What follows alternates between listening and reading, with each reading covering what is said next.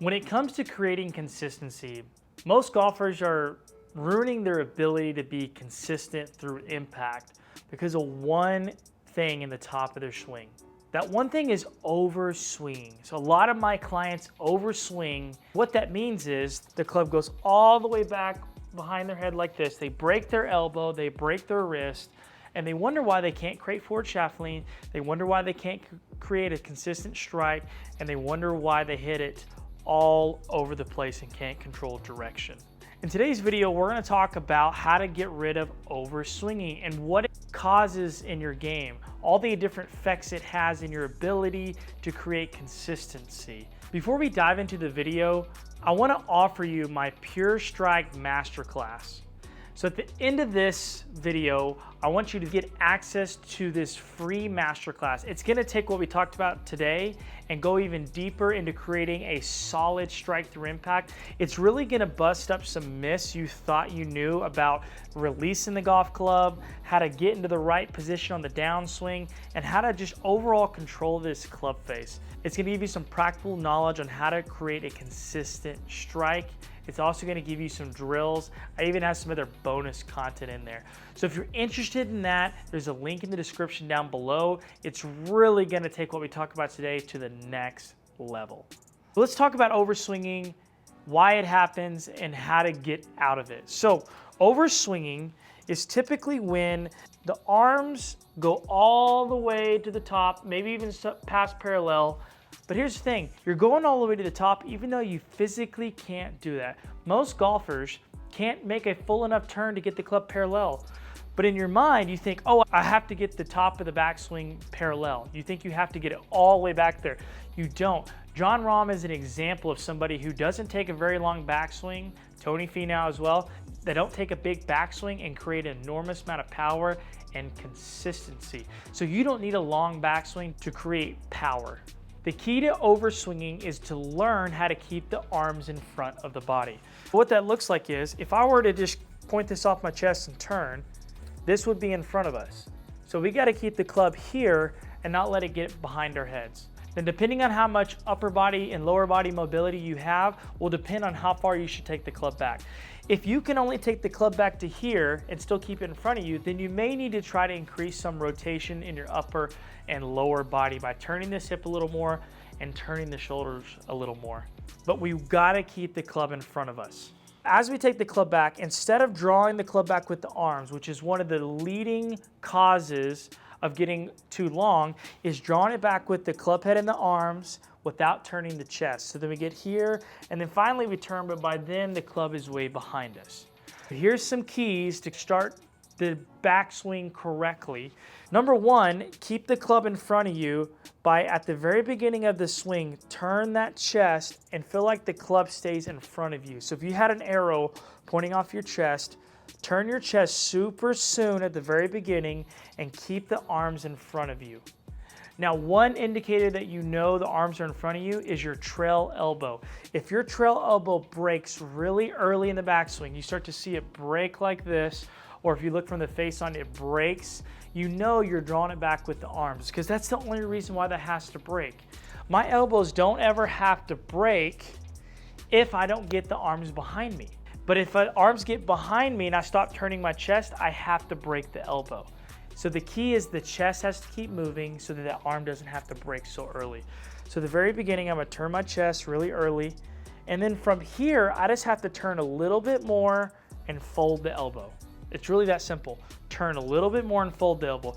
Not bring the arms up and throw it behind you, but turn the chest, turn a little bit more, fold the elbow, there. Now the club is in front of me, it's not behind me. So if you wanna see it from this angle, turn the chest. You can see I've really turned my chest towards the club or with the club. Finish to the top, and you can see this elbow's in front of me. Just like this, it's staying in front of me. It's not getting retracted in behind me. We're gonna go a little bit more detail on that in a second. And now from here, I have all the leverage in the world to pull down into the ball and compress it. Now let's go a little bit deeper on why overswinging is so bad. So overswinging is so bad because as you draw the club back and you fold this behind you, you've now created a second lever. You can't hit the golf ball with the bent elbow, at least not that much. So then what happens? You start casting. And because of this, the club gets really close to our body. Well, we can't pull down that way. So then we have to throw. So if you've wondered why some of the reason is you cast, it's because you've gotten too narrow and there's no extension and the club's behind you. So by getting this elbow straight and pushing away from you and keeping it out here, now I have leverage to pull down and create lag and compress the golf ball. The other reason why it's so bad is because a lot of times the wrist angles change.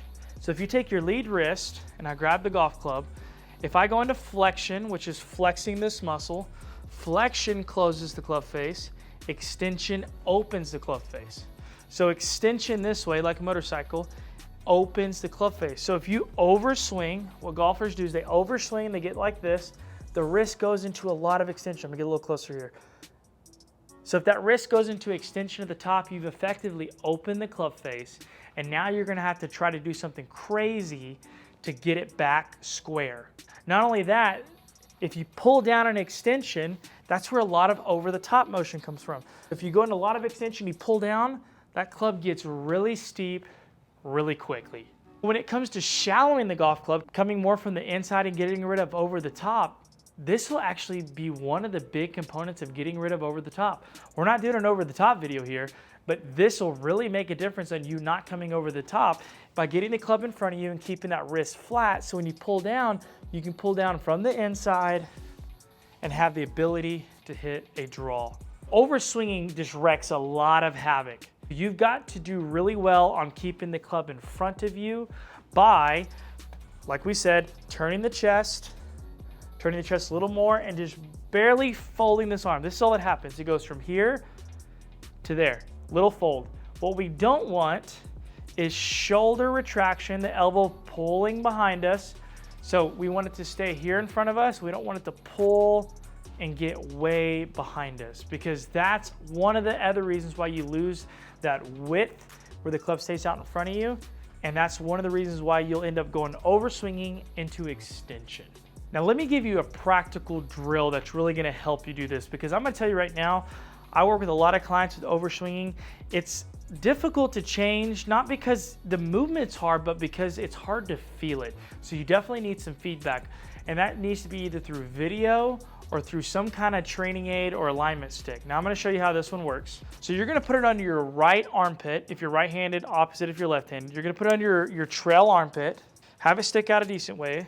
And what you're gonna do is at the very beginning, you're gonna turn your chest a lot, get it facing the club, and then you're gonna finish turning. As soon as you feel your lead arm hit the stick, you know your arms have gotta slow down and start staying in front of you. Because if you really keep pushing into the stick, that's when you start over swinging. Let me stand here in front of you. So we're gonna turn a little more. Okay, I just hit the stick, boom. Just like that. Now the club's in front of me and it hasn't gotten way behind me. I haven't lost my wrist angles.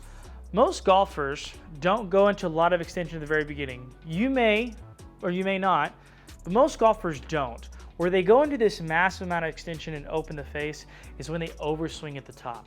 If you will stop your swing when your arm hits this stick, you won't get into that crazy wrist angle, and you'll stop flaring the face wide open at the top and then throwing it on the downswing. You'll see a dramatic change in your ball flight. Can you hit some shots doing this? Sure you can. I would swing really easy when you do these. You're not gonna have a lot of power doing this, but it's definitely gonna give you a sensation. Now my biggest key is you've got to use video, because if you don't use video, you're still gonna overswing, because I'm telling you, your brain's gonna wanna make you go back to the old swing and overswing. It's gonna take a little time, but it'll make a difference. Don't forget to go capture that free ball striking masterclass.